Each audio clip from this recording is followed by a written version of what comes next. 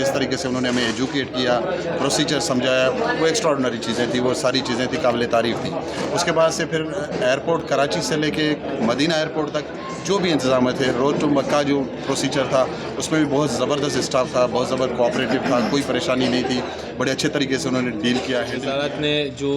चीज़ें अनाउंस की हैं गवर्नमेंट स्कीम में, जिसमें काफ़ी सहूलियात हैं, लगेजेस दिए हैं उन्होंने, हैंड कैरीज दिए हैं, मोबाइल की सिम से काफ़ी फ़ायदा हुआ है, वरना यहाँ आके पहले हम सिमें ख़रीदनी पड़ती हैं,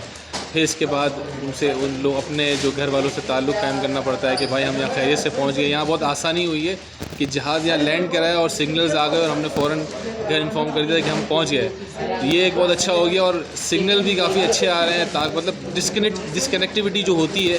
बार बार मोबाइल रिचार्ज करना और मतलब बैलेंस पर रिचार्ज करना, लेकिन ये इस चीज़ से हम लोग बड़ी खुशी है कि इतने करीब है सबको ये होटल